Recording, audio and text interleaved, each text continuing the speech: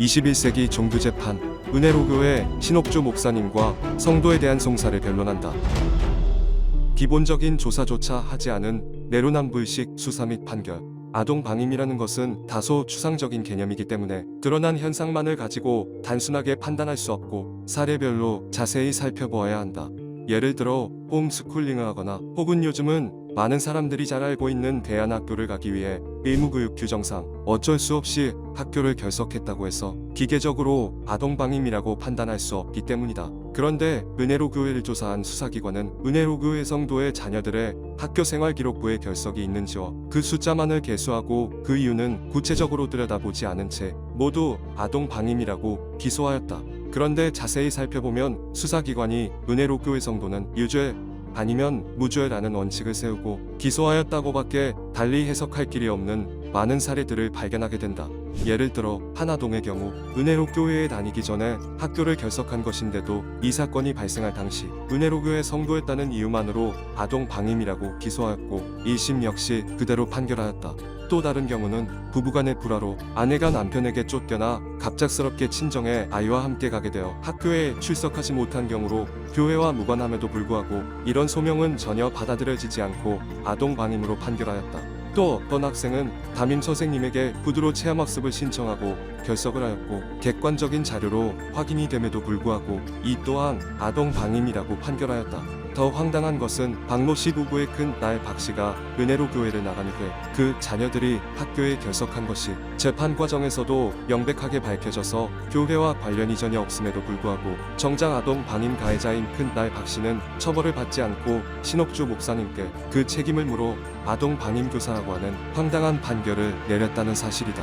이는 오로지 수사와 판결의 기준은 은혜로교회 성도인지 여부와 그 책임을 전적으로 신옥주 목사님께 전가하는가를 판결의 기준을 삼았다는 명백한 증거이다.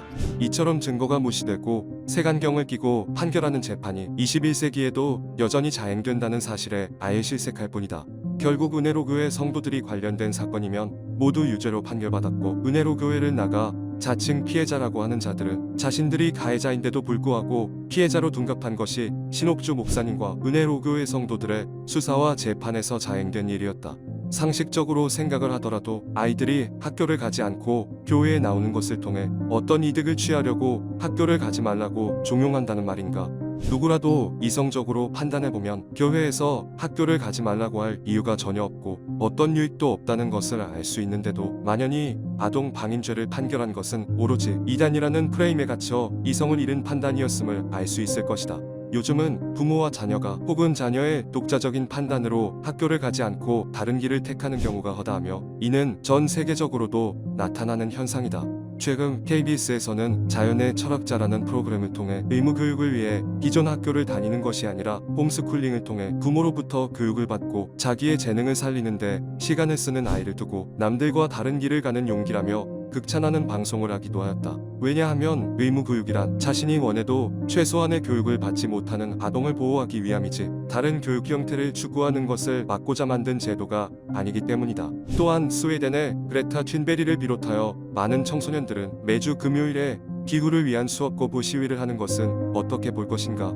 청소년들의 자발적인 결정으로 학교 수업을 거부하거나 일주일에 하루를 빼서 환경운동을 하는 것을 그대로 둔 학교 선생님들에게 아동 방임죄를 묻는다면 필경 전 세계인의 공분을 살 것이다. 학교를 빠지더라도 기후 변화로 인한 환경 문제에 대해 의문을 제기한 학생이 오히려 환경에 대한 경각심을 고취시키고 좋은 영향력을 미쳤다고 2차례나 노벨 평화상 후보에까지 오르기도 하였다. 환경운동을 하기 위해 학교를 결석한 아동을 방치한 학교, 자신의 재능 개발을 위해 학교를 아예 다니지 않고 홈스쿨링을 하는 아동을 용인한 부모와 교회에서 하나님 말씀을 듣는 것이 더 유익하다고 판단한 아동의 결정을 인정한 부모는 어떤 차이가 있는가? 아동 방임의 기본적인 취지는 몇 년 전 생후 70일 된 아기를 집에 혼자 방치하고 PC방에 간 부모 때문에 아기가 사망한 것과 같이 사실상 보호가 필요한 아이들을 방치하는 명백한 범죄를 막기 위한 것이지 아동이 하고자 하는 것을 제재하거나 그 실제 내용과 상관없이 일률적으로 범죄자라고 판단하라는 것이 아니다. 그리고 무엇보다 신옥주 목사님께서는 아이들에게 학교를 가지 말라고 하신 사실이 전혀 없으며 은혜로교회에 출석한 학생들 모두가 학교를 결석한 것이 아니라는 사실만 보아도 아동 방임이 아님이 분명하다.